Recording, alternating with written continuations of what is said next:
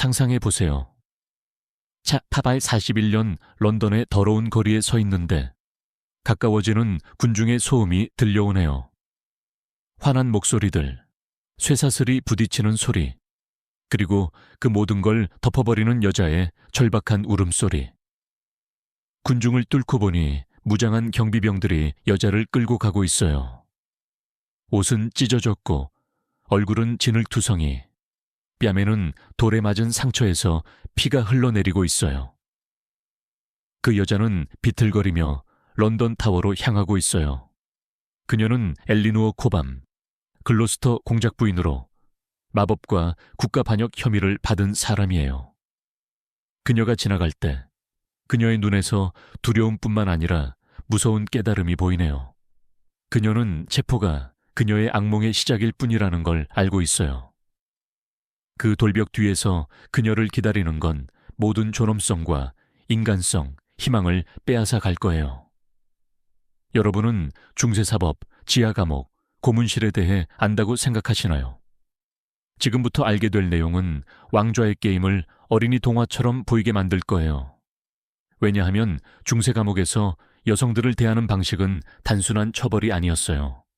그건 여성의 정신을 체계적으로 파괴하려는 시도였어요.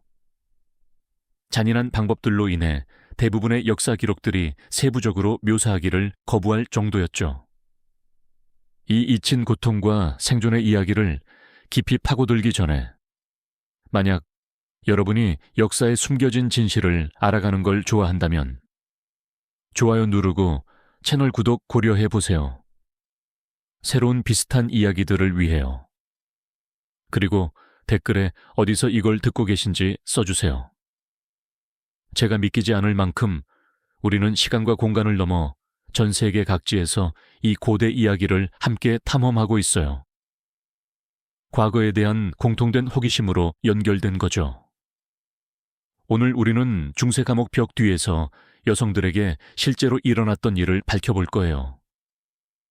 여러분이 들을 내용은 학교에서 가르치지 않아요. 왜냐하면 진실이 너무 충격적이라서 편집된 역사 교과서에 맞지 않았기 때문이에요. 이건 단순한 혹독한 조건이나 거친 사법이 아니에요.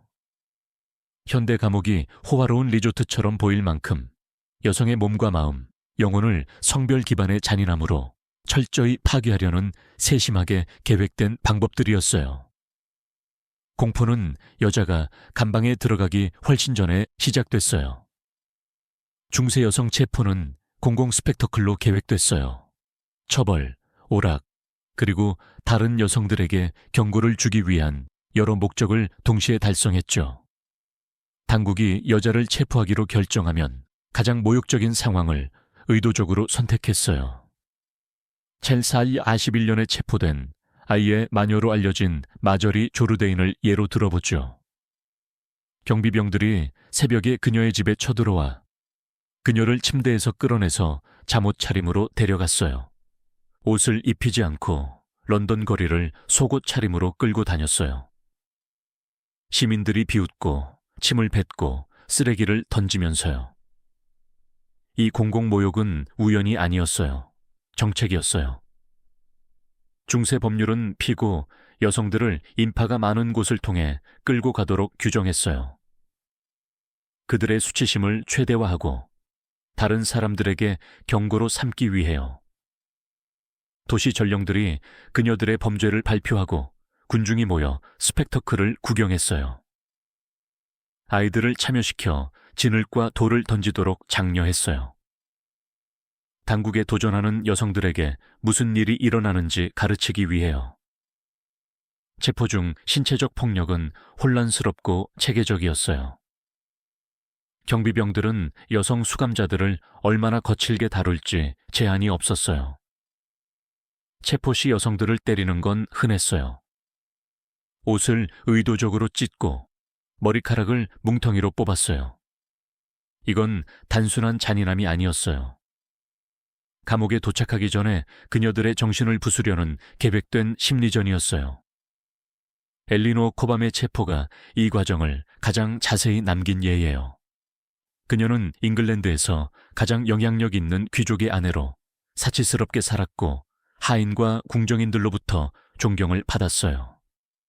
마법 혐의가 제기되자 그녀의 체포는 그녀의 몰락을 최대화하도록 조직됐어요. 경비병들은 그녀의 지위를 상징하는 모든 걸 빼앗으라는 구체적인 지시를 받았어요. 장신구를 뜯어내고 화려한 옷을 파괴하고 런던의 가장 더러운 거리를 맨발로 걷게 했어요. 목격자들은 그녀가 비틀거리며 넘어지는 걸 보고 경비병들이 웃으며 일으켜 세우지 않았다고 묘사했어요. 심리적 효과는 의도대로였어요. 자랑스러운 공작 부인이 타워에 도착할 때쯤 그녀는 완전히 부서지고 겁먹은 여자가 됐어요. 여성 체포를 규제하는 법 체계는 의도적으로 모호했어요. 당국의 최대한의 자유를 주기 위해요. 남성 수감자들과 달리 여성들은 체포 절차에 대한 구체적인 권리가 없었어요. 법적 보호가 적용되지 않는 회색 지대에 있었어요. 이 법적 불확실성은 점점 더 잔인한 대우를 정당화하는 데 이용됐어요. 이 체포에서 고발자들의 역할은 많은 사건의 정치적 성격을 드러내요. 여성들은 종종 경쟁자, 거부된 연인, 또는 재산을 노리는 친척들에 의해 고발됐어요. 혐의가 날조될 수 있었지만 일단 제기되면 무죄 추정 대신 유죄를 가정하는 자동 체포 절차가 발동됐어요. 사회 계급이 체포 절차를 결정했어요. 중세 사회의 여성 권력에 대한 복잡한 태도를 강조하죠. 엘리노어 코밤 같은 귀족 여성들은 그녀들의 높은 지위가 남성 권력으로부터 보호되지 않는다는 걸 보여주기 위해 특별히 고안된 공공모욕을 당했어요. 상인 계급 여성들은 경제적 독립성을 파괴하는 모욕을 당했어요. 농민 여성들은 사회적 보호가 없어서 가장 잔인한 대우를 받았어요. 중세 감옥 입소 과정은 탈인간화의 완성을 위해 설계됐어요. 새로 도착한 여성 수감자들은 검사라는 걸 받았어요. 안전조치로 위장된 체계적 모욕이었죠. 여성들은 완전히 벗겨지고 남성 경비병들이 무기나 밀수품 검색과 무관한 침투적 수색을 했어요. 이 수색은 다른 수감자와 경비병들 앞에서 이루어져 모욕을 최대화했어요. 여성들은 모욕적인 자세를 취하게 하고 경비병들은 협조하지 않으면 무슨 일이 일어날지 위협하며 거친 말을 했어요. 심리적 메시지는 분명했어요. 내 몸은 더 이상 내 것이 아니야. 우리 거고 우리가 원하는 대로 사용할 거야. 머리카락을 깎는 건 여성 정체성을 파괴하는 또 다른 의식이었어요. 경비병들은 둔한 칼로 거칠게 머리를 자르고 종종 두피를 다치게 했어요. 이는 단순히 이가 생기는 걸 막거나 위생을 위한 게 아니었어요. 머리카락은 여성의 왕관, 아름다움과 여성성의 주요 상징이었어요. 그걸 제거하는 건 상징적 것이었어요. 여성들이 인간 이하로 느껴지게 하려는 거죠. 입소 후 제공되는 옷은 의도적으로 모욕적이었어요. 여성들은 너무 크거나 작은 헐거운 셔츠를 받았어요. 어색하고 품위 없는 모습을 만들기 위해요. 이 옷들은 경비병들이 수감자들을 완전히 벗기지 않고 쉽게 접근할 수 있도록 설계됐어요. 하지만 아마도 입소의 가장 심리적으로 파괴적인 면은 여성들이 자신의 모욕에 공모하게 만드는 거였어요. 경비병들은 수감자들이 그런 대우에 감사하라고 요구했어요. 살아있게 해준 데 감사하고 물이나 잠자리 같은 기본 필요를 구걸하게 했어요. 이 강제된 감사는 인지 부조화를 만들었어요. 미래 학대에 대한 심리적 저항을 파괴하는 데 도움이 됐죠. 현대 기록들은 입소를 거친 여성들이 어떻게 극적으로 변하는지 묘사해요. 체포 시 자랑스럽고 대담했던 성격이 완전히 부서진 사람들의 조심스러운 순종적인 빈 눈빛 그림자로 변했어요. 그리고 이건 그들의 시련의 시작일 뿐이었어요. 중세 감옥은 의도적인 심리적 영향으로 설계됐어요. 건물 자체가 공포 무기였어요. 공식 처벌 시작 전에 환경 압박으로 정신을 부수기 위해 만들어졌어요. 이 구조를 이해하면 중세 당국이 물리적 공간과 심리적 통제의 연결을 얼마나 깊이 이해했는지 알 수 있어요. 엘리노어 코밤이 수감된 런던 타워는 이 건축 심리학의 예예요. 거대한 돌벽은 단순한 방어 구조물이 아니었어요. 심리적 장벽이었어요. 탈출을 불가능하게 하고 희망을 헛되게 만들기 위해요.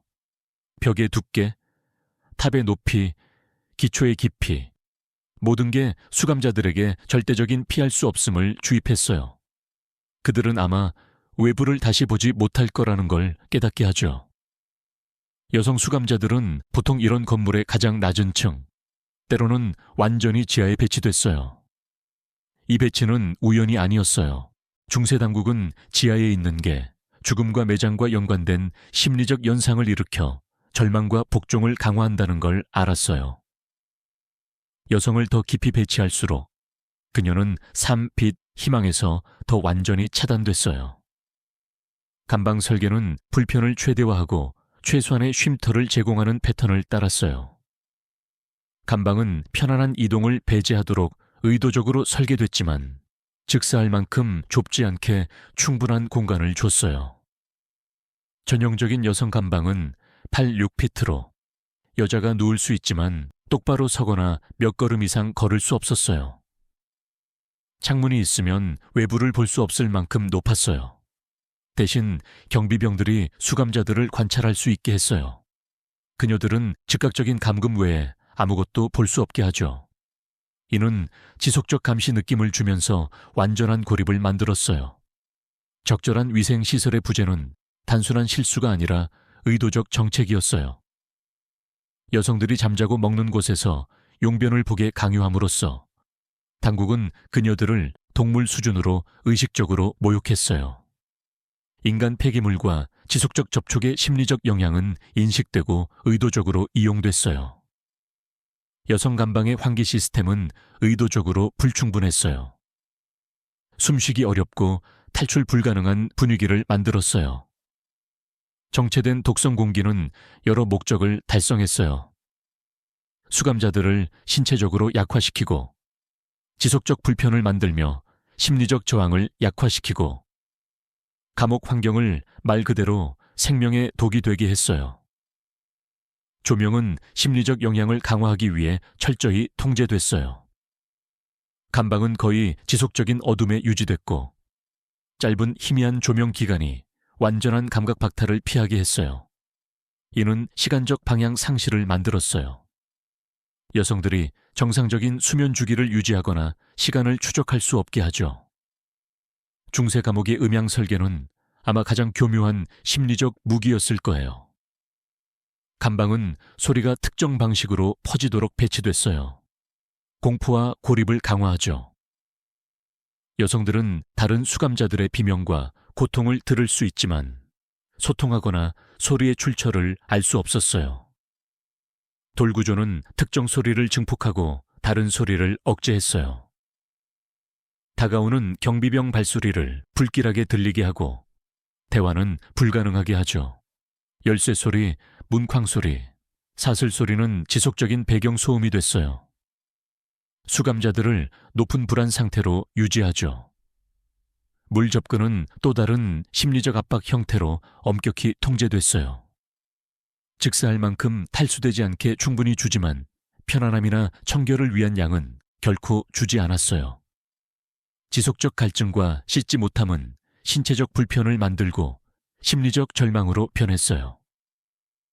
중세 감옥의 온도 조절은 어떤 계절에도 최대 불편을 만들도록 설계됐어요.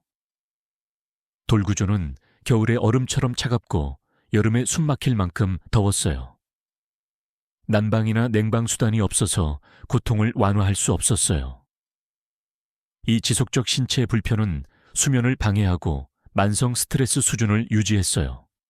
심리적 저항을 어렵게 하죠. 음식 배급 시스템은 영양 제공이 아니라 권력 역학을 강화하기 위해 설계됐어요. 음식은 예측 불가능하게 배급됐어요. 때론 일찍, 때론 늦게, 때론 건너뛰었어요. 이 예측 불가능성은 생존 기본 필요에 대한 불안을 만들었어요.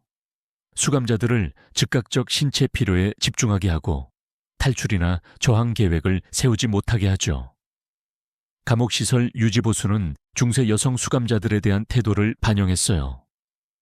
남성 감방은 조건이 완전히 살기 부적합할 때 기본 수리를 받을 수 있었지만 여성 감방은 개입 없이 붕괴하게 내버려뒀어요. 무너지는 벽, 부서진 바닥, 구조적 손상으로 추가 위험을 만들었지만 죽음이 발생할 때까지 무시됐어요. 기록 시스템은 고통의 건축을 놀라울 만큼 자세히 문서화했어요. 감옥 관리자들은 감방 조건에 대한 상세 일지를 유지했어요. 어떤 구조가 수감자들의 저항을 가장 효과적으로 부수고 어떤 설계 요소가 사망률을 최대로 높이는지 기록했어요. 이 정보는 미래 감옥 건축을 개선하는 데 사용됐어요. 후속 구조를 더 심리적으로, 파괴적으로 만들었죠. 만약 입소 과정이 중세 여성들에게 수감의 최악 부분이라고 생각한다면 여러분은 아직 성지하 감옥과 도시 감옥 깊숙이에서 그녀들을 기다리던 조건에 대해 듣지 않았어요. 중세 교정시설에서 주거로 여겨지는 건 단순한 수감이 아니라 의도적 무시와 의식적 잔인함으로 천천히 파괴하기 위해 설계됐어요. 런던의 뉴게이트 감옥은 여성 조건에 대한 가장 상세한 생존 기록을 제공해요. 이 기록들은 인간 존엄성에 대한 우리의 이해를 도전하는 체계적 공포의 그림을 그려요. 여성 수감자들은 원래 곡물과 와인 저장용으로 만들어진 지하 감방에 수감됐어요. 창문 환기, 인간 폐기물 배출 시설이 없었어요. 여성들은 배 트렁크에 물건처럼 쑤셔 넣어졌어요. 전형적인 BX8피트 감방에 15, 20명의 여성들이 들어갔어요. 모두 동시에 누울 수 없었죠. 수감자들은 교대로 잠을 잤어요. 일부는 벽에 기대 서 있고 다른 일부는 인간 배설물, 썩은 집, 아직 치워지지 않은 죽은 자들의 시체로 덮인 바닥에서 쉬려고 했어요. 이 감방 공기는 너무 독성이 강해서 신입들이 들어오자마자 몇 분 만에 의식을 잃는 경우가 많았어요. 인간 폐기물, 썩는 음식, 병든 몸, 신선한 공기, 완전 부재의 조합이 액체 죽음의 숨결이라고 경험 많은 경비병들이 묘사할 만큼의 분위기를 만들었어요. 여성들은 며칠 만에 호흡기 감염에 걸렸고 종종 몇 주 만에 치명적이었어요. 하지만 아마 가장 끔찍한 건 여성들을 폭력적인 남성 범죄자들과 함께 배치하는 의식적 결정이었어요. 당국은 공간 부족 때문이라고 주장했지만 현대 기록은 이것이 여성 수감자들에게 지속적 폭력 위협을 제공하기 위한 의식적 정책이었다고 보여요.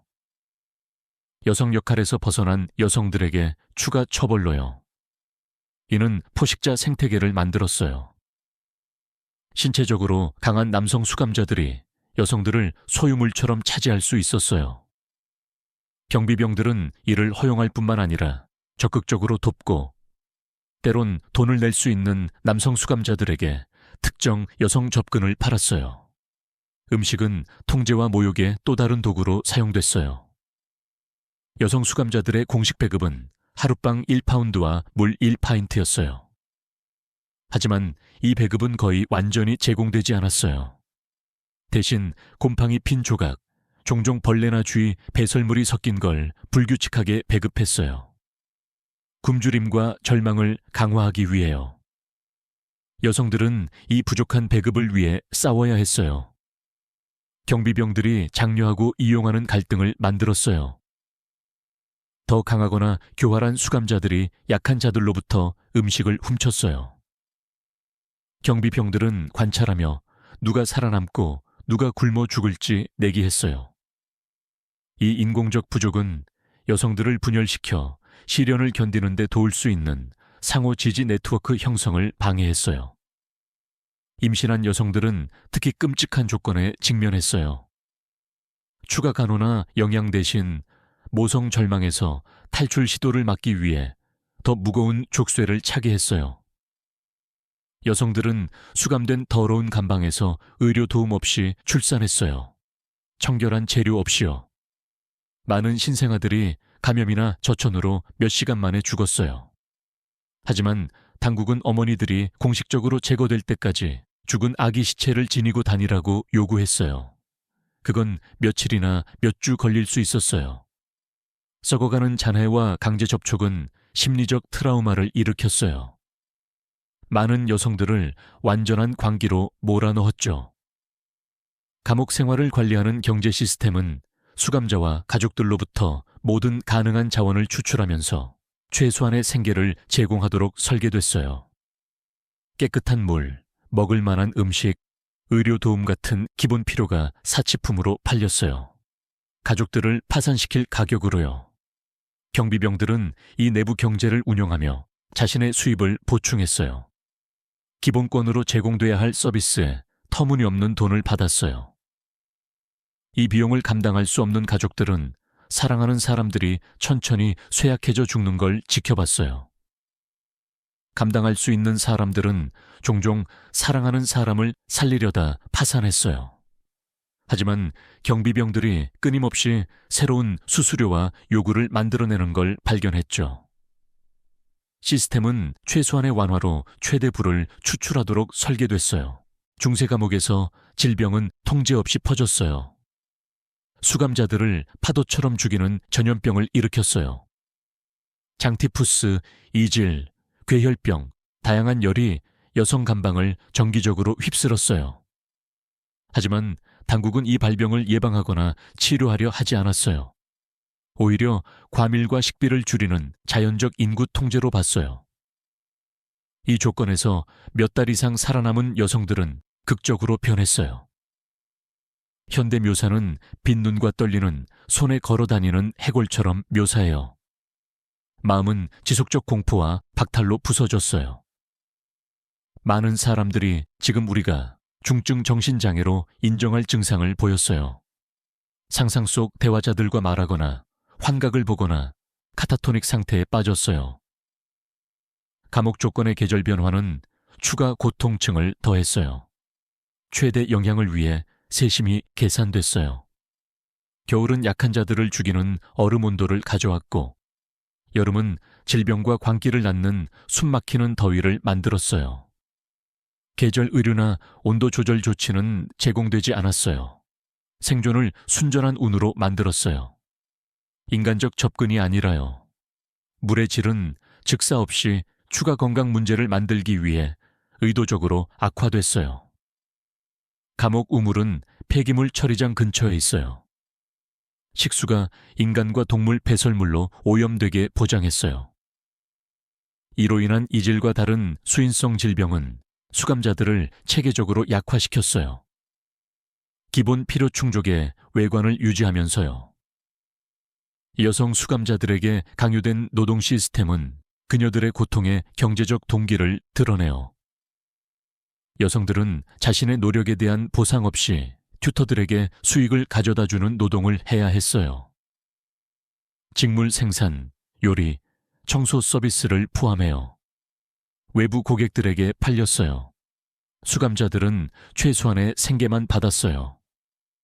의료 도움은 제공된다면 환자 복지보다는 감옥 당국에 충성하는 의사들이 했어요. 이 의사들은 즉사 방지를 위한 최소 건강 수준을 유지하라는 지시를 받았어요. 고통을 줄이거나 삶의 질을 개선할 치료를 피하면서요. 감옥 조건 기록은 수감자 고통에 계산된 성격을 드러내요.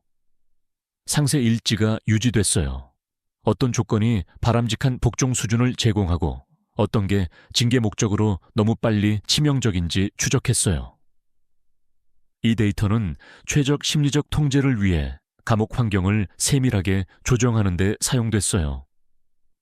여성 수감자들을 규제하는 법 체계는 관료적 실수가 아니라 공정한 사법의 외관을 유지하면서 체계적 억압을 합법화하기 위해 의식적으로 만들어진 구조였어요.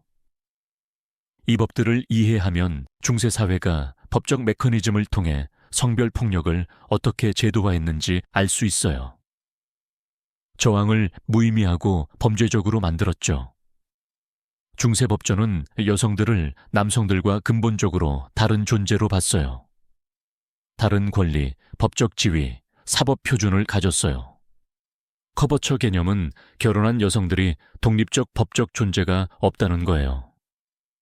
남편의 소유물로 여겨져 남편이 동의나 알림 없이 그녀들의 수감이나 처벌을 승인할 수 있었어요. 미혼 여성들은 법적 림보에 있었어요. 이론적으로 더 독립적이지만 사회적 보호가 적었어요. 이 취약성은 그녀들을 고발과 수감의 주요 타겟으로 만들었어요. 남성 보호자가 그녀들의 대우를 이에 제기하거나 법적 지원을 제공할 수 없었어요. 여성들이 수감될 수 있는 범죄는 남성들에게 적용되는 것과 크게 달랐어요. 중세 사회의 여성 행동 통제에 대한 집착을 반영하죠. 단순한 해로운 행동 방지가 아니라요. 여성들은 간통죄로 수감될 수 있었지만 남성 파트너들은 법적 결과가 없었어요. 험담, 교회 불규칙 출석, 남성 권위에 대한 불충분한 존경으로 수감될 수 있었어요. 마법 혐의는 법적 틀이 여성 공격을 위해 특별히 설계된 가장 두드러진 예예요. 이론적으로 남성도 마법 혐의를 받을 수 있지만 대부분의 사건이 여성이었어요. 이 사건 조사 절차는 여성 유죄 추정에 기반했어요. 사실의 중립적 탐색이 아니라요. 여성 유죄 증명 표준은 비슷한 범죄 남성보다 체계적으로 낮았어요. 여성들은 소문, 익명 고발, 고문해 얻은 자백으로 유죄 판결 받을 수 있었어요. 남성 사건에서는 절대 받아들여지지 않을 거예요. 여성 증언의 법적 개념은 특히 드러나요. 여성의 말은 본질적으로 남성보다 덜 신뢰할 수 있었어요. 여성 수감자들이 혐의에 대항하거나 튜터들의 학대를 보고할 기회가 거의 없었어요. 그녀들의 증언은 자동으로 의심스러웠고 고발자와 튜터들의 말은 본질적으로 신뢰할 수 있었어요. 재산법은 여성들에게 추가 취약성을 만들었어요. 여성 자산을 노리는 남성들에게 수감이 매력적 옵션이 됐어요. 죽은 아버지나 남편으로부터 재산을 상속받은 여성들은 날조된 혐의로 수감될 수 있었어요. 감옥 비용과 재판 비용으로 재산을 포기하게 강요됐어요. 보석금 시스템은 여성들이 비슷한 범죄 남성보다 더 오래 수감되게 설계됐어요. 여성 보석금 액수는 체계적으로 높았어요. 여성들이 관할권을 벗어나거나 사법을 피할 가능성이 더 크다는 가정에 기반했어요. 게다가 여성들은 종종 가족 재정 자원에 접근할 수 없었어요. 모든 가족 자산이 남성 친척들에 의해 통제됐으니까요. 여성 수감자들에게 가능한 법적 대리는 최소한이었고 종종 의도적으로 불충분했어요. 부유한 남성들은 자신의 이익을 보호하기 위해 자격 있는 변호사를 고용할 수 있었어요. 여성들은 법적 도움에 제한적 접근을 가졌어요. 그녀들이 감당할 수 있는 변호사들은 종종 고객을 기소하는 당국과 이해 충돌이 있었어요. 재판 절차는 여성 피고들에게 최대 심리적 압력을 주고 효과적 방어를 최소화하도록 설계됐어요. 여성들은 긴 재판 내내 서 있어야 했어요. 특별히 물어보지 않으면 말하는 게 금지됐어요. 편향을 숨기지 않는 남성 판사단과 마주쳤어요. 여성 판결 지침서는 명백한 이중 기준을 드러내요. 중세 여성 본성과 사회 역할에 대한 가정을 반영하죠. 여성들은 같은 범죄의 남성보다 더 혹독한 판결을 받았어요. 여성 범죄자들이 인간 법뿐만 아니라 자연법을 위반했다는 이론에 기반해요. 여성 역할에서 벗어나서요. 여성 수감자들의 항소 과정은 거의 없었어요. 남성 수감자들이 판결이나 처벌에 이의 제기할 다양한 법적 메커니즘에 접근할 수 있었지만 여성들은 적절한 여성 복종으로 부과된 사법을 받아들이도록 기대됐어요. 이론적으로 모든 수감자에게 가능한 사명원은 여성들에게 거의 적용되지 않았어요. 남성 당국이 특별히 가치 있다고 여기는 서비스나 혜택을 제공할 수 없다면요. 이는 추가 착취 기회를 만들었어요. 여성들은 종종 은밀한 조건이 따르는 자비를 발견했어요. 그 시기 법적 문서들은 중세사법의 반여성 편향의 체계적 성격을 드러내요. 법원 기록은 성별에 따라 같은 행동을 다르게 묘사해요. 남성 행동은 이해할 수 있거나 정당화됐지만 여성 행동은 범죄적이거나 비정상으로 묘사됐어요. 민사와 종교법의 교차는 여성 억압을 위한 추가 기회를 만들었어요. 남성들이 범죄를 저지르면 민사법원에서 다뤄질 수 있었지만 여성들은 종교재판소로 넘겨져 다른 법적 표준과 더 혹독한 처벌을 받았어요. 중세사법은 사회규범을 위반한 여성들을 단순히 수감하는 데 만족하지 않았어요. 여성 정체성과 성적 존엄성을 공격하는 특별히 설계된 처벌로 완전한 모욕을 요구했어요. 이 성별 고문은 남성 권위에 도전하거나 규정된 역할을 벗어나는 여성들에게 무슨 일이 일어나는지 명확한 신호를 보냈어요. 족쇄와 수치 기둥은 여성 수감자들을 위해 특별히 수정됐어요. 모욕을 최대화하기 위해요. 남성들은 머리와 손을 제한받을 수 있었지만 여성들은 종종 몸이 공공에 노출되고 폭력에 취약하게 배치됐어요. 경비병들은 옷을 의도적으로 찢거나 여성들을 배치해 군중의 공격을 유발했어요. 타하치 8년 간통죄로 수감된 아그네스 행콕의 사례가 이 체계적 타락을 보여줘요. 그녀는 코르셋이 찢어지고 치마가 들려 다리를 노출한 채 캔터베리 시장 광장의 족쇄에 놓였어요. 공식 정당화는 그녀의 범죄가 부적절한 성격기라 처벌이 그것을 반영해야 한다는 거였어요. 3일 동안 그녀는 지나가는 사람들의 지속적 공격을 견뎌야 했어요. 경비병들은 군중 참여를 장려했어요. 여성 공공채찍질은 최대 수치심을 주고 법적 절차의 외관을 유지하는 특별 프로토콜을 따랐어요. 여성들은 허리 위로 벗겨지고 공공광장에서 채찍 기둥에 묶였어요. 최대 가시성과 참관을 보장하는 장소가 선택됐어요. 시장, 교회 마당, 축제 장소가 선호됐어요. 큰 열광적 군중을 보장하니까요. 채찍질 자체는 처벌이 아니라 스펙터클로 연출됐어요. 여성들은 몸을 자극적으로 드러내도록 배치됐어요. 집행인들은 옷이 갑자기가 아니라 점진적으로 떨어지게 패턴으로 때리라는 지시를 받았어요. 이 지연 요소는 처벌을 오락으로 바꿨어요. 법적 요구와 공공의 관음증적 사디즘을 만족시켰어요. 빠뜨리기 의자는 아마 중세 당국이 개발한 가장 창의적 성별 고문 형태일 거예요. 공식적으로 험담, 간통, 일반 불복종, 유죄 여성 처벌에 사용됐어요. 모욕과 익사 위협을 결합했어요. 여성들은 긴 기둥에 붙은 나무 의자에 묶여 강, 연못 또는 특별 건설된 빠뜨리기 풀에 담겼어요. 빠뜨리기 과정은 최대 모욕을 주도록 설계됐어요. 여성들은 의자에 고정되기 전에 종종 벗겨졌어요. 군중이 모여보는 동안 천천히 물에 담겼어요. 담기는 지속시간은 운영자 재량이었어요. 각 담기가 마지막일지 불확실성을 만들었어요. 많은 여성들이 이 과정에서 익사했어요. 하지만 당국은 사고라고 주장했어요. 사형이 아니라요. 잔다르크의 수감은 여성 정체성을 타겟으로 한 심리적 고문의 가장 유명한 예예요. 신체적 사슬 외에 그녀는 경비병들로부터 지속적 폭력 위협을 받았어요. 남성 옷을 포기하고 여성 옷으로 갈아입지 않으면 무슨 일이 일어날지 명확히 했어요.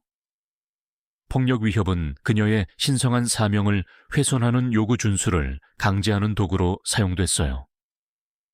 그녀의 튜터들은 잔에게 여성 옷 강제는 단순 모욕이 아니라 영적 패배를 의미한다는 걸 알았어요. 그들은 이 지식을 이용해 불가능한 선택을 만들었어요. 정체성을 유지하고 폭력에 직면하거나 사명을 포기하고 평생 거부한 여성 복종을 받아들이기요. 이 고문의 심리적 교묘함은 중세 당국이 성별, 권력, 정체성의 교차를 얼마나 깊이 이해했는지 보여줘요. 여성 수감자들의 낙인과 절단은 여성 정체성과 재생산 기능과 연관된 신체 부위에 타겟됐어요. 남성들은 손이나 이마에 낙인 찍힐 수 있었지만 여성들은 종종 가슴, 허벅지 또는 다른 친밀한 곳에 표시됐어요. 영구적으로 아내와 어머니로서 기능할 능력을 영향을 주도록요. 이 처벌들은 여성들을 결혼에 부적합하고 사회적으로 보이지 않게 만들도록 설계됐어요. 수감을 살아남아도요. 브랭크스 또는 스콜드 브라이들은 부적절한 말로 고발된 여성들만을 위해 사용됐어요. 신체적 고문과 상징적 침묵을 결합했어요. 여성 머리에 씌우는 철제 케이지로 말하려 하면 혀를 찌르는 금속 가시가 있었어요. 이 장치는 종종 며칠이나 몇 주 동안 착용됐어요. 입과 목에 지속적 손상을 주고 여성 복종의 가시적 상징으로 작용했어요. 임신은 이 성별 처벌로부터 보호를 제공하지 않았고 종종 더 잔인하게 만들었어요. 임신 여성들은 배에 특별 주의를 기울여 채찍질됐어요. 유산 가능성을 높이죠. 감옥에서 출산하는 여성들은 종종 출산 직후 아기를 잃었어요. 어머니들 앞에서 아이를 죽여 그녀들의 범죄에 대한 추가 처벌로 했어요. 종교와 억압 통제의 교차는 여성 수감자들에게 추가 고통층을 만들었어요. 마법이나 이단으로 고발된 여성들은 그녀들의 가정범죄를 공격하는 처벌에 직면했어요. 악마와의 연계를 자백하게 강요하거나 상상된 행동을 자세히 묘사하거나 몸에 악마의 표시를 찾는 검사를 받았어요. 이 검사들은 남성 성직자들이 했어요. 영적 조사로 위장된 학대를 정당화하기 위해 종교적 권위를 이용했어요. 여성들은 벗겨지고 탐침당하고 강간당했어요. 저항은 죄를 증명하고 협조는 적절한 참회를 보여준다고 말하면서요. 종교적 기반은 이 학대에 항의하는 걸 불가능하게 만들었어요. 신성 권위를 거부하는 것처럼 보이지 않게요. 여성 공공처형은 공정한 사법의 엄숙한 의식이 아니라 최종 모욕 행위로 연출됐어요. 여성들은 종종 무기 은폐를 방지한다는 명목으로 부분적으로 벗겨졌어요. 실제로는 모인 군중에게 그녀들의 죽음을 보는 최종 오락을 제공하기 위해요. 여성 처형의 연출, 타이밍, 방법은 타락을 강조하도록 설계됐어요. 법적 정의가 아니라요. 이 공공처벌의 심리적 영향은 직접 피해자들을 넘어갔어요. 이 스펙터클을 목격한 다른 여성들은 사회규범이나 남성 권위에 도전하면 무슨 일이 일어나는지 명확히 이해했어요. 여성 처벌의 공공 성격은 전체 여성 인구에 대한 체계적 테러로 작용했어요. 이 처벌을 관람하는 군중은 최대 심리적 영향을 보장하기 위해 철저히 관리됐어요. 당국은 여성 처벌을 미리 발표하고 참석을 장려하고 간식을 제공했어요. 사건을 공인된 사디즘 축제로 만들었어요. 아이들은 특별히 참석하고 참여하도록 장려됐어요. 여성에게서 사회가 기대하는 바와 저항하는 자들에게 무슨 일이 일어나는지 일찍 배우게요. 이 처벌 문서화는 계산된 성격을 드러내요. 다양한 여성 처벌에 대한 대중 반응을 추적하는 상세 기록이 유지됐어요. 어떤 방법이 바람직한 대중 열광 수준을 유발하고 어떤 게 동정을 만들어 효과를 약화할지 기록했어요. 이 데이터는 최대 심리적 영향을 위한 처벌 기술을 개선하는 데 사용됐어요. 공공처벌이 불순종 여성들의 운명에 대한 사회 경고로 작용했지만 가장 파괴적 학대는 감옥 감방의 고립 속에서 일어났어요. 증인이 없어서 여성 수감을 정의하는 체계적 착취를 문서화할 수 없었어요. 이 돌벽 뒤에서 일어나는 건 형사사법으로 위장된 제도적 노예제였어요. 중세 감옥의 권력 역학은 여성 수감자들을 그녀들에 대한 권력을 가진 모든 남성에게 완전히 취약하게 만들었어요. 경비병, 감독자, 성직자, 방문 관리들은 법적 권리, 가족보호, 탈출 희망이 없는 여성들에 대한 절대 권력을 알았어요. 이는 학대가 단순히 용인되는 게 아니라 남성 권위의 자연적 특권으로 기대되는 환경을 만들었어요. 감옥 경비병들은 요구된 뇌물을 지불할 의사가 있는 누구에게나 서비스를 제공하게 여성 수감자들을 강요하는 내부 시스템을 운영했어요. 이 배열은 너무 제도화됐어요. 경비병들은 정기 고객 목록을 유지하고 약속을 잡고 수수료를 모아서 직원 이익 구조에 따라 분배했어요. 가장 가치 있는 여성 수감자들은 부유한 가족 출신으로 보석이나 석방될 수 있는 사람들이었어요. 이 여성들은 고액 고객을 위해 예약됐어요. 지역 귀족, 부유 상인, 교회 관리자들이 고지위 여성 접근에 프리미엄 가격을 지불했어요. 아이러니는 파괴적이었어요. 여성의 이전 지위가 높을수록 더 가치 있는 상품이 됐어요. 종교 당국은 이 착취에서 특히 사악한 역할을 했어요. 여성 수감자들의 고해를 위한 성직자들은 고해 과정을 학대 기회로 이용했어요. 여성들의 몸을 물리적으로 검사하는 게 그녀들의 영적 상태를 결정하는 데 필요하다고 주장하면서요. 여성들에게 이 검사 저항은 지속적 죄악성을 증명하고 영원한 저주를 보장한다고 말했어요. 고해실은 영적 지도로 위장된 체계적 폭력 장소가 됐어요. 여성들은 그녀들의 가정죄를 자세히 묘사하게 강요됐어요. 성직자들은 그녀들의 범죄에 대한 속죄로 서비스를 요구했어요. 종교적 기반은 이 학대의 거부나 보고를 불가능하게 만들었어요. 신성 권위를 거부하는 것처럼 보이지 않게요. 종교단체가 운영하는 수도원 감옥은 특히 착취로 악명 높았어요. 종교적 권위와 외부 감독 완전 고립을 결합했으니까요. 독신 서원을 한 수도사들은 여성 수감자들을 이용해 욕망을 만족시켰어요. 이런 행동이 성스러운 삶에 대한 헌신을 테스트하는 영적 훈련이라고 주장하면서요.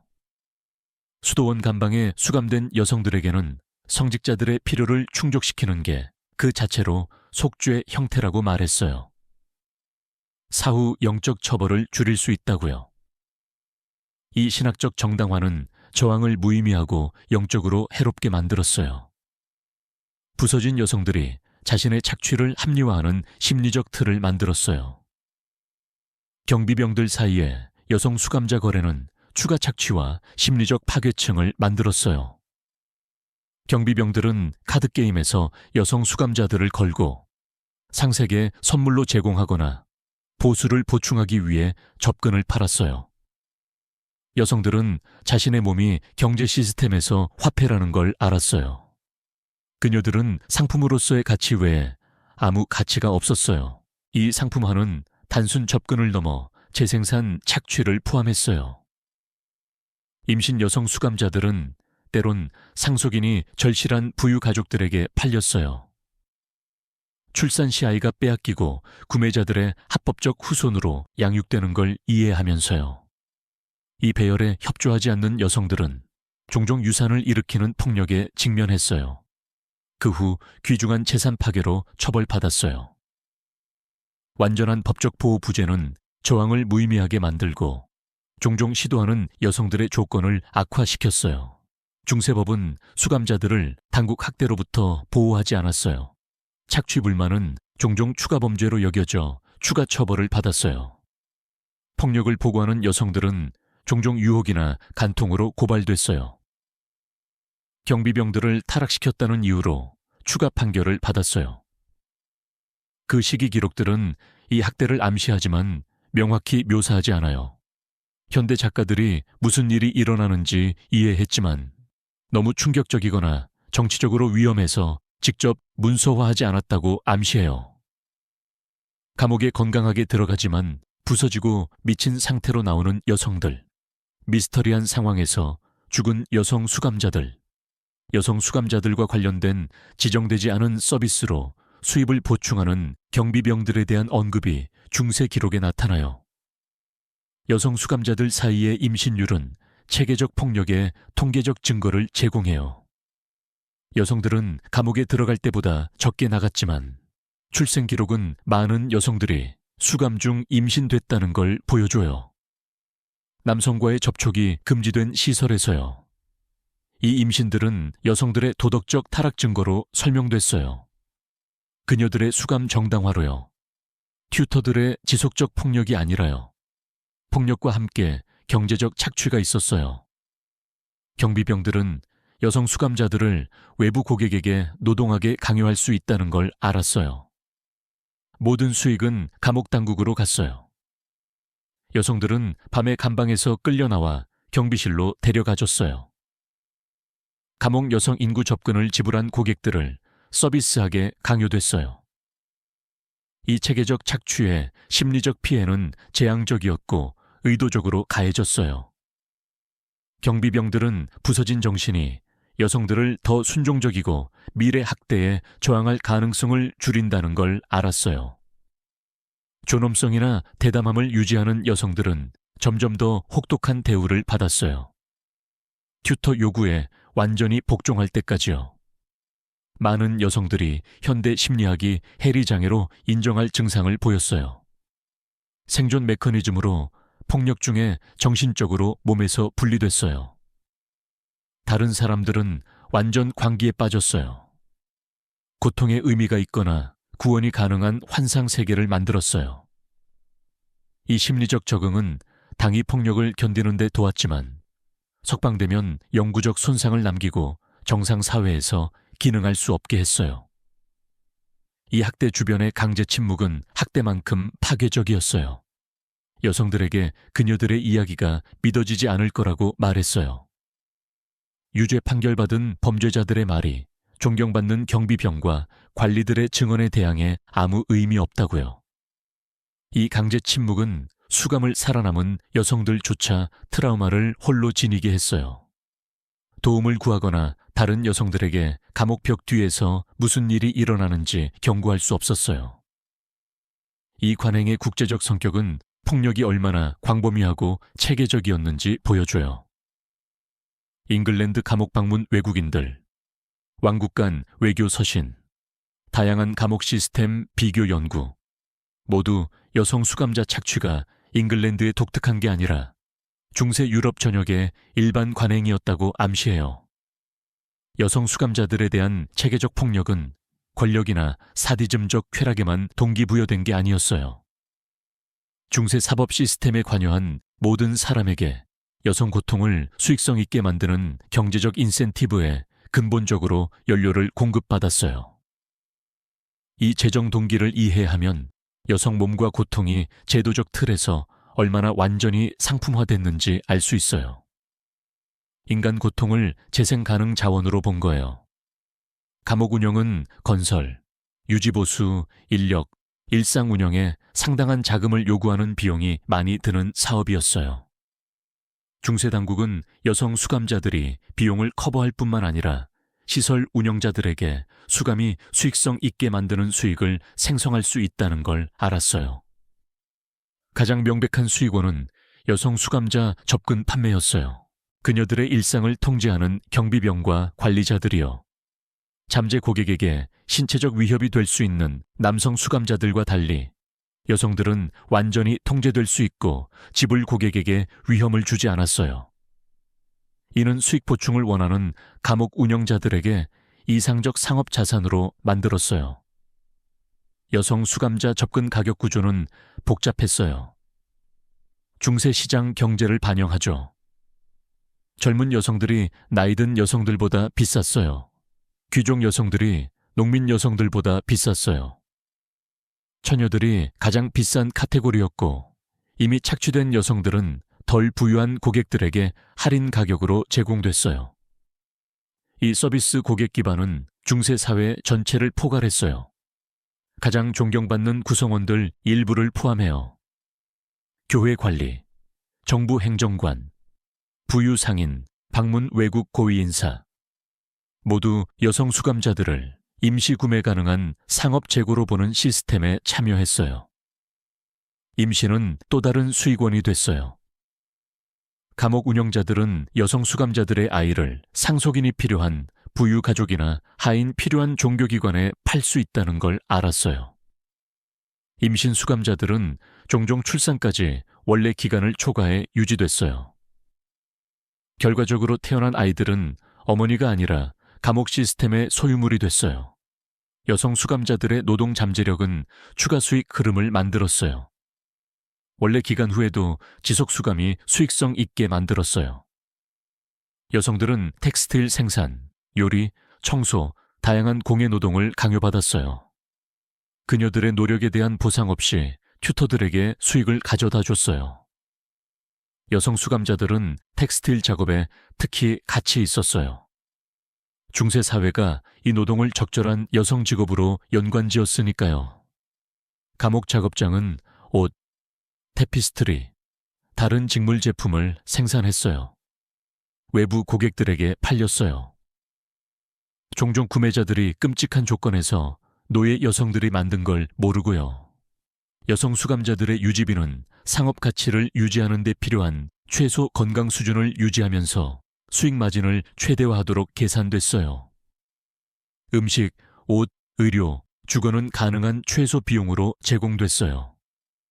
여성 수감자 가족들은 다양한 수수료 구조를 통해 추가 수익원이 됐어요. 수감된 친척을 돕려는 누구로부터든 불을 짜냈어요. 깨끗한 물, 먹을 만한 음식, 따뜻한 옷, 의료 도움 같은 기본 필요가 프리미엄 서비스로 팔렸어요. 전체 가구를 파산시킬 가격으로요. 가족 착취 심리는 특히 잔인했어요. 친척들에게 사랑하는 사람들이 추가 지원 없으면 끔찍하게 고통받고 죽을 거라고 말했어요. 그건 감옥 관리자들을 통해서만 구매할 수 있었어요. 가족들은 사랑하는 사람을 살리기 위해 재산을 저당 잡히고 가축을 팔고 이웃에게 돈을 빌렸어요. 종종 수감된 친척들에게 전혀 제공되지 않는 서비스를 위해요. 문서 요구는 추가 수익 흐름을 만들었어요. 가족들은 여성 수감자들과의 모든 상호작용에 대한 허가, 증명서, 공식 입장권을 지불해야 했어요. 방문권, 편지 배달, 건강상태 정보조차 별도 서비스로 팔렸어요. 가족 절망이 커질수록 가격이 올라갔어요. 여성 수감자 경매 시스템은 여성들이 말 그대로 최고 입찰자에게 팔리는 시장을 만들었어요. 특정 기간이나 목적으로요. 이 경매는 가축 판매만큼 상업적 효율성으로 진행됐어요. 경매인들이 다른 여성들의 속성과 능력을 잠재 구매자들에게 묘사했어요. 계절 가격은 이 인간 시장의 수요 공급 역학을 반영했어요. 수확기처럼 노동 수요가 높을 때 여성 수감자들은 농업 노동으로 더 비쌌어요. 겨울달에 실내 노동이 선호될 때 텍스타일 생산에 숙련된 여성들이 외부 작업에만 적합한 여성들보다 더 가치 있었어요. 여성 수감자 임대 계약은 구매자들이 정확히 무엇을 사고 인간 임시 소유에 적용되는 제한을 명시했어요. 이 계약들은 여성 몸, 마음, 노동의 완전 상품화를 드러내요. 인간 거래를 합법적 상업 활동으로 보는 법적 틀에서요. 지역 가격 차이는 현지 경제 조건과 다양한 여성 수감자 유형에 대한 문화 태도를 반영했어요. 강한 종교 영향 지역은 마법이나 이단으로 고발된 여성들에게 프리미엄 가격을 지불할 수 있었어요. 상업 중심지는 귀중한 직업 기술을 가진 여성 구매에 집중했어요. 여성 수감자 재판매 시장은 2차 경제를 만들었어요. 특별히 수익성 있는 여성들이 다른 기관이나 특정 유형 노동자나 하인을 찾는 사적 구매자에게 팔릴 수 있었어요. 이 이전은 여성들의 선호나 가족 연결을 고려하지 않았어요.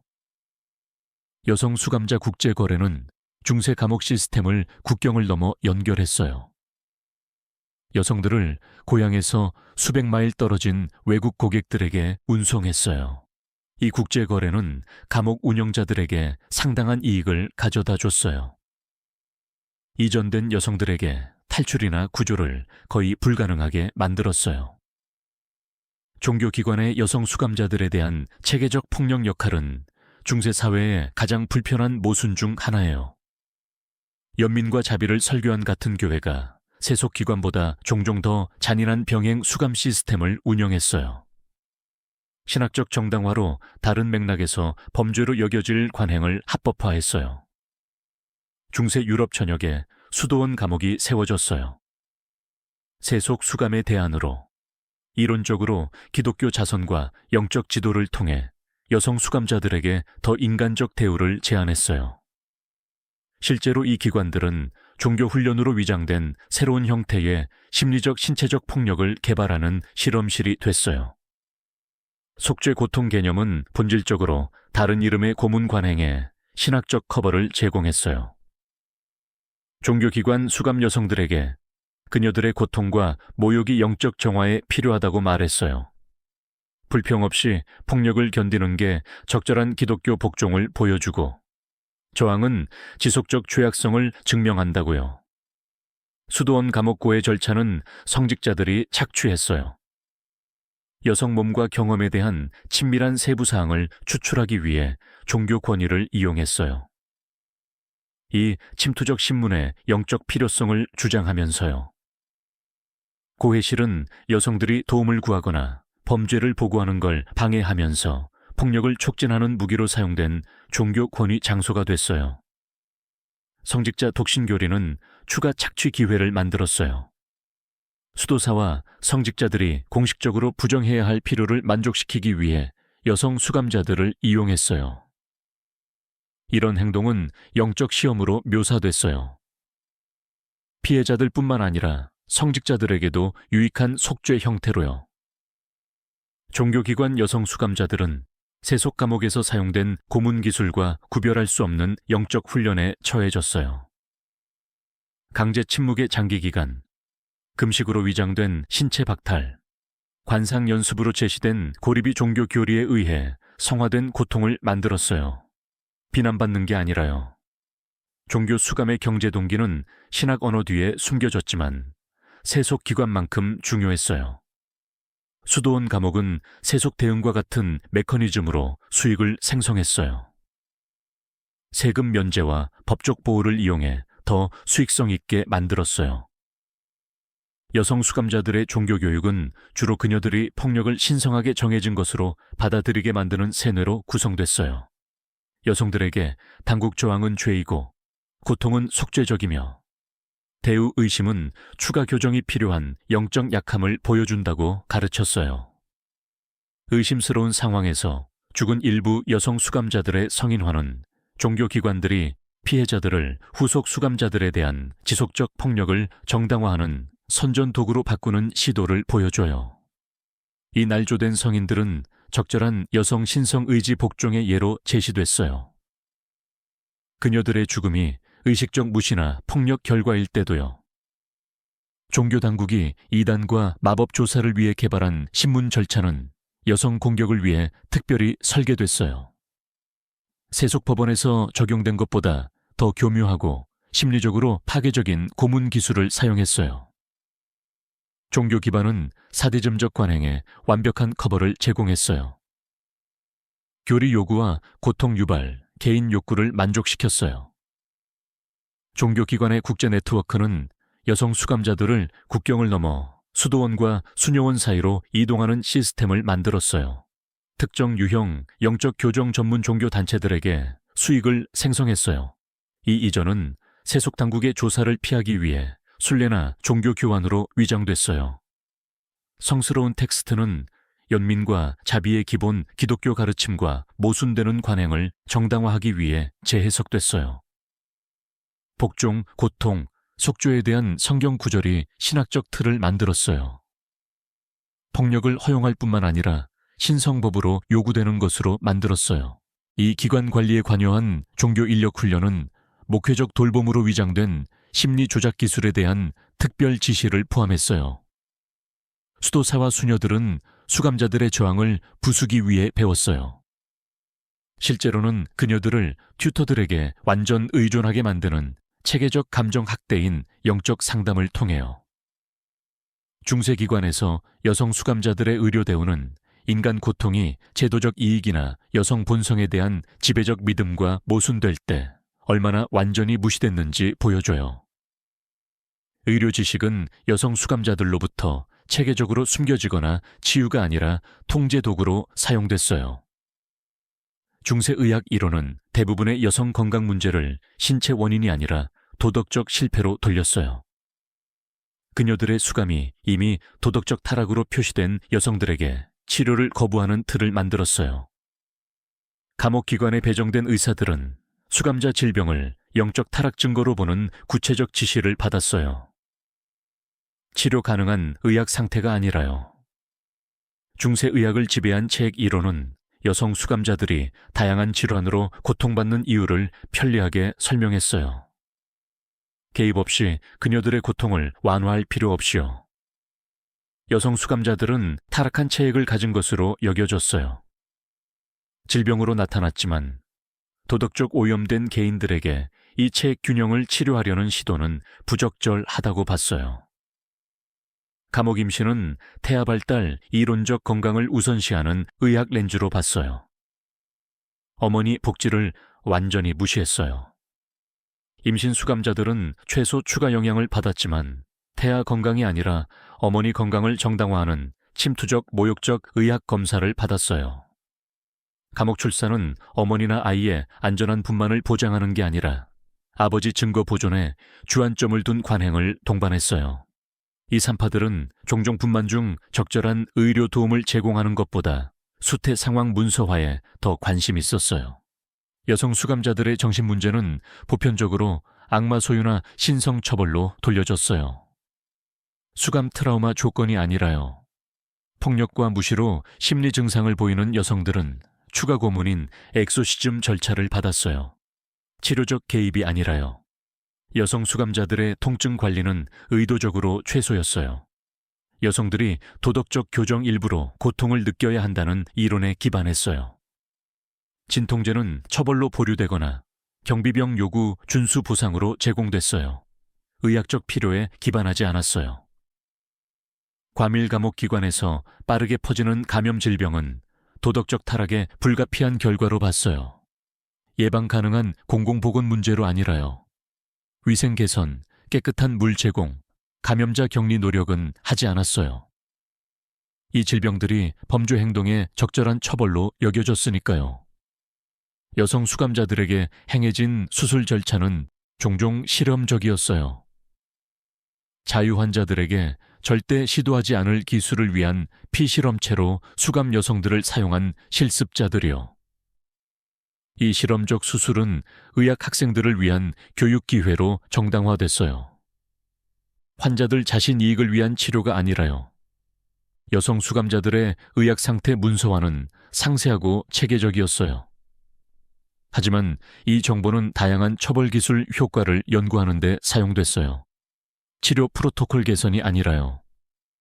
감옥 의사들은 광범위 기록을 유지했어요. 다양한 폭력 형태가 수감자 건강에 어떻게 영향을 미치는지 추적했어요. 이 데이터를 고통 최적화에 사용했어요. 예방이 아니라요. 중세시대에 얼마나 원시적이든 영양과학은 여성 수감자 식사 시스템 설계 시 의도적으로 무시됐어요. 당국은 영양 부족이 저항을 약화시키고 수명을 단축한다는 걸 알았어요. 인구관리 효과적 도구로 만들었어요. 해결해야 할 문제가 아니라요.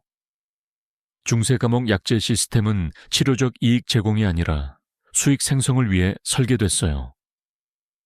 약은 수감자 가족들에게 과도한 가격으로 팔렸어요. 희석되거나 비효과적 물질로 대체됐어요. 소비자들에게 실제 의학적 이익을 주지 않았어요. 체계적 파괴에도 불구하고 일부 여성 수감자들은 심리적 생존 전략을 개발했어요. 인간 탄력성과 제도적 통제 한계를 드러내요. 이 저항 메커니즘을 이해하면 사람들이 존엄성과 정신 건강을 유지할 수 있는 방법을 알 수 있어요. 둘 다 파괴하도록 설계된 조건에서도요. 정신적 구획화는 튜터 요구에 외적으로 복종하면서 자기 정체성 핵심을 유지해야 하는 여성들에게 핵심 생존 기술이 됐어요. 이 여성들은 행동을 정체성과 분리하는 법을 배웠어요. 요구된 행동을 수행하면서 내부 저항을 유지했어요. 가능한 자유나 복수를 위한 희망을 유지했어요. 여성 수감자들 사이의 비밀 지지 네트워크 형성은 그런 협력을 방지하는 감시와 처벌 시스템을 고려할 때 비범한 용기와 창의성을 요구했어요. 여성들은 코드화된 소통 방법, 비밀 자원 분배, 상호 보호 전략을 개발했어요. 지속적 모니터링에도 심리적 실질적 지지를 제공했어요. 종교 저항은 다양한 형태를 띠었어요. 여성 수감자들이 기독교 교리를 재해석해 억압을 지지하는 게 아니라 도전하게 했어요. 일부는 고통을 사후 보상받을 일시적 시험으로 묘사하는 사적 신학틀을 개발했어요. 다른 일부는 신성 승인을 주장하는 지상 권위가 실제로 악의 대리인이라고 결론 지었어요. 저항할 가치가 있어요. 기억 유지 보존은 저항 형태가 됐어요. 여성들이 이전 삶, 가족, 정체성에 대한 상세 기억을 유지하기 위해 노력했어요. 이 연결을 지우려는 제도적 노력에도 불구하고 이 보존된 기억은 심리적 닻으로 작용했어요. 수감자 정체성에 완전 흡수되는 걸 방지하고 가능한 정상 생활 복귀 희망을 유지했어요. 수감자들 사이에 대안계층 개발은 일부 여성들이 리더십을 발휘하고 수감에도 존엄성을 유지할 기회를 만들었어요. 이 비공식 권력 구조는 공식 감옥 권위와 병행해 작동했어요. 상호 도움과 가장 잔인한 경비병과 정책에 대한 집단 저항 메커니즘을 제공했어요. 여성 수감자들의 사보타주는 미묘한 작업 과제 방해에서 더 극적인 재산 파괴 행위까지 다양했어요. 즉각 발견을 피하면서 대담성을 표현했어요. 이 행동은 심리적 만족을 주고 튜터들에게 경제적 비용을 부과했어요. 무권력 개인들도 억압에 방역할 수 있다는 걸 보여줘요. 다양한 배경 여성 수감자들 사이와의 문화 전통 보존은 제도적 당국이 강요한 인공 분열을 넘어서는 정체성과 커뮤니티 원천을 만들었어요. 이 문화 관행은 심리적 위안을 주고 감옥 벽박 삶과의 연결을 유지했어요. 가능한 자유희망을 유지했어요. 문맹 수감자들 사이의 비밀 교육 활동은 지적 참여를 유지하고 생존이나 탈출에 유용할 실용 기술을 제공했어요. 이 비공식 학교는 수감자 간 소통 금지에도 기능했어요. 불가능한 상황에서 인간 발전에 대한 놀라운 헌신을 나타내요. 예술적 표현은 숨겨진 형태로 번성했어요. 여성 수감자들이 가혹한 상황에도 아름다움과 의미를 만드는 방법을 찾았어요. 이 예술 활동은 감정적 배출구를 제공하고 물건을 만들었어요. 제도적 노력에도 지속적 인간성을 증명하는 유형 증거로 작용했어요. 그녀들을 단순 상품으로 축소하려는 거요. 문맹 수감자들의 비밀 기록을 통한 폭력 문서화는 정의 기회가 생기면 튜터들에 대항해 잠재적으로 사용할 증거를 만들었어요. 이 비밀 기록은 유지의 비범한 용기를 요구했어요. 제도적 시도가 모든 감옥 조건 서사를 통제하려 해도 진실을 보존하려는 의식적 노력이었어요. 여성 수감자들에 대한 체계적 폭력은 감옥벽을 넘어 중세 사회에 깊은 영향을 미쳤어요. 가족 구조, 경제관계, 성역할, 권력과 사법에 대한 문화 태도에 영향을 줬어요. 이 더 넓은 결과를 이해하면 제도적 잔인함이 어떻게 전체 문명을 재형성할 수 있는지 알 수 있어요. 여성 수감자 가족들은 종종 세대를 넘어 지속되는 사회적 낙인을 겪었어요. 커뮤니티가 가족 여성 수감자를 전체 혈통을 더럽히는 도덕적 타락 증거로 봤으니까요. 이 사회적 고립은 경제적 어려움과 결혼 문제를 만들었어요. 실제 수감된 여성 한 명당 수십 명을 영향을 줬어요. 여성 수감으로 인한 경제 충격은 커뮤니티로 퍼졌어요. 중요한 경제 기능을 수행하는 여성들이 갑자기 생산 활동에서 제거됐으니까요. 소규모 사업이 붕괴하고 농업 작업이 미완성으로 남고 가정 경제가 파괴됐어요. 이 사업을 관리하는 여성들이 끌려갔으니까요.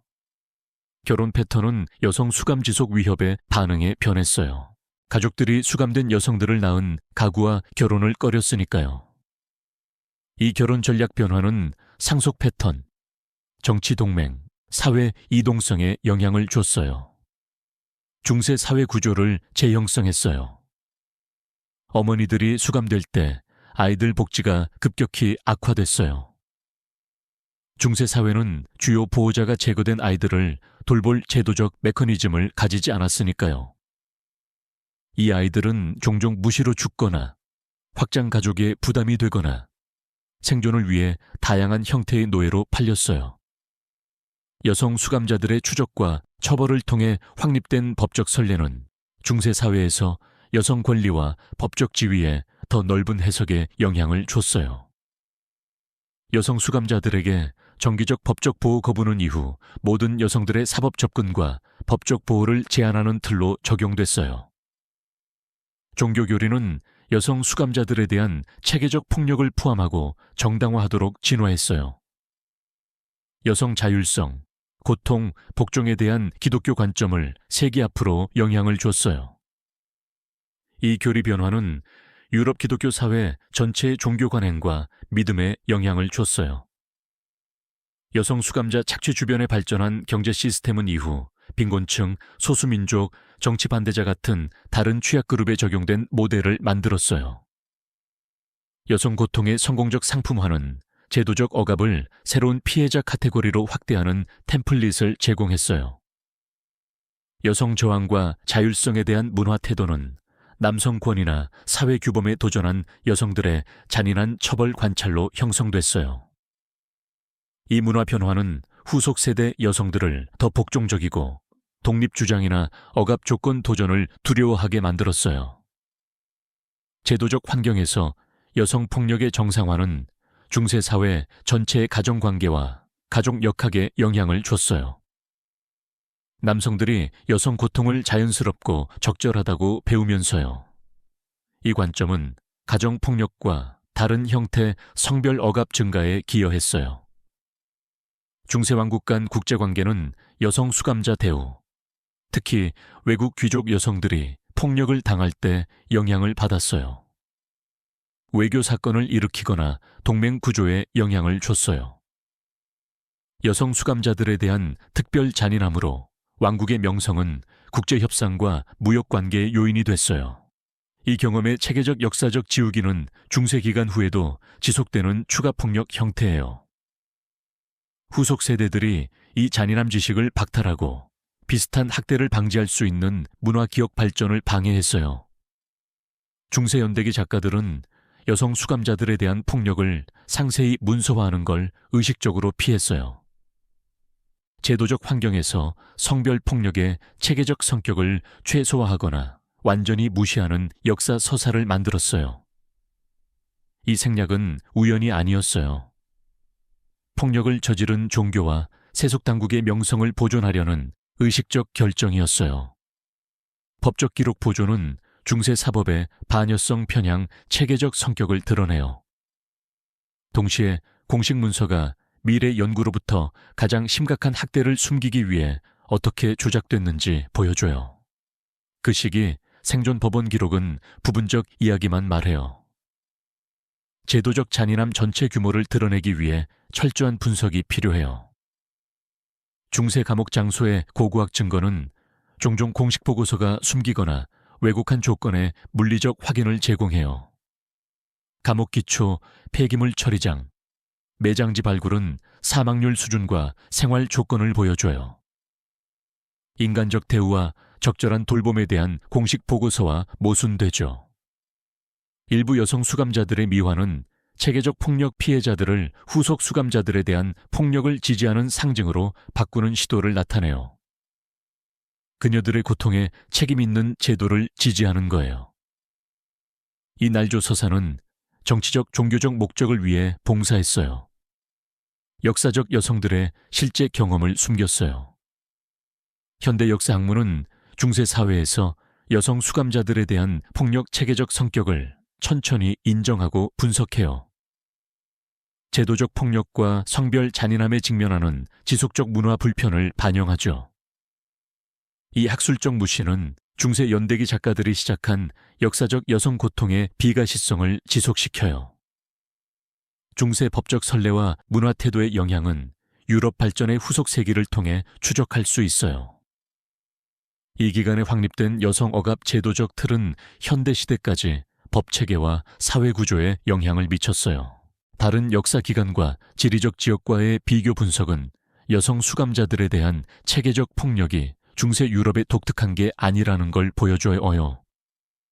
인간 역사 전반에 다양한 형태로 나타난 제도적 폭력 패턴을 나타내요. 이 패턴 이해는 현대 상황에서 비슷한 학대가 발생할 수 있는 걸 식별하는 데 도와요.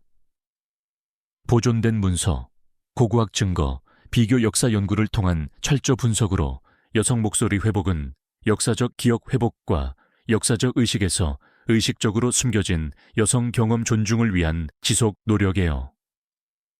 역사적 맥락에서 여성 폭력 체계적 성격을 최소화하거나 무시하는 교육 프로그램은 중세 당국이 범죄를 현대와 미래 검토로부터 숨기려 시작한 역사적 지우기를 영속화해요.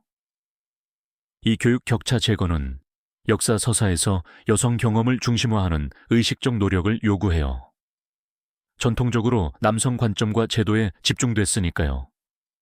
중세 사회에서 여성 수감자들에 대한 체계적 고문과 착취는 합법 사법으로 위장된 제도적 폭력의 가장 포괄적 예 중 하나예요.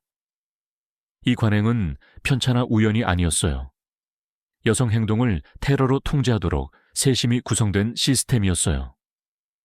동시에 인간 고통으로부터 이익을 생성했어요. 이 폭력 시스템의 규모와 교묘함은 여성 통제를 위한 중세 사회의 체계적 투자를 드러내요.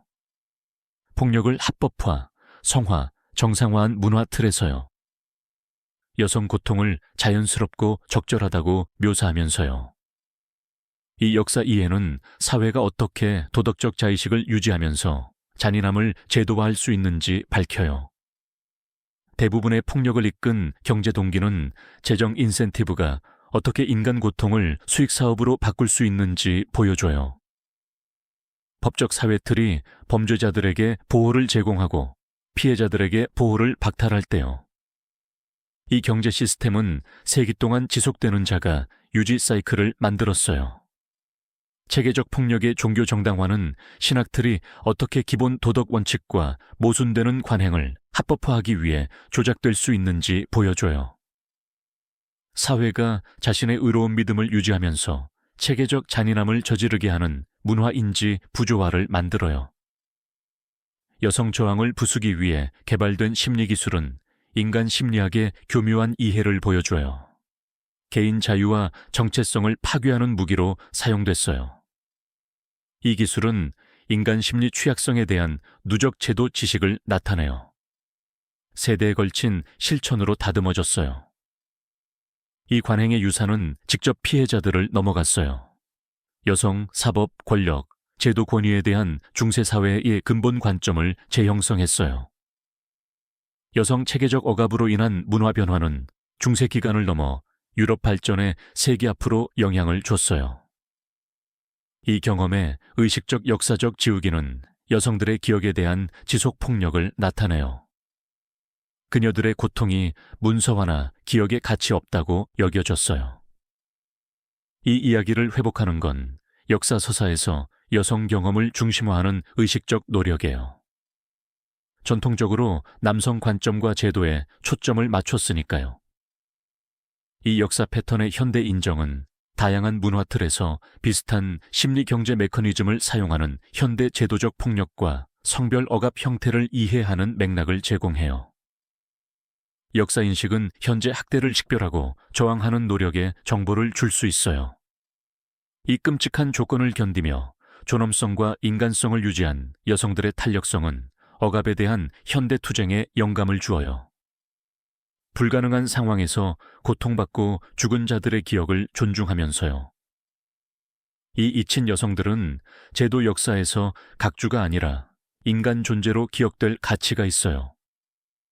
체계적 고문, 생존자들로 저항, 생존, 제도적 통제가 개인 정신과 정체성에 미치는 한계에 대한 인간 지식에 기여했어요. 만약 이 숨겨진 역사 탐구가 매력적이었다면 역사 미스 뒤에 불편한 진실 더 드러내기 위해 꼭 구독하세요. 댓글에 과거의 어떤 어두운 챕터를 더 탐험하고 싶은지 써주세요. 제도적 잔인함과 인간 탄력성의 이 묻힌 이야기는 말해지고 기억될 가치가 있어요. 중세 여성 수감자들의 목소리는 세기를 넘어 메아리쳐요. 그녀들의 고통 인정과 체계적 억압 앞에서 그녀들의 용기를 존중하라고 요구해요. 그녀들의 인간성을 지우려 했어요. 그녀들의 이야기를 기억함으로써 우리는 비슷한 폭력 패턴을 우리 시대 어디서든 인정하고 저항할 의무를 진다. 그녀들의 고통이 무의미하지 않고 그녀들의 기억이 다른 사람들이 비슷한 운명을 겪지 않게 보호하게 보장해요.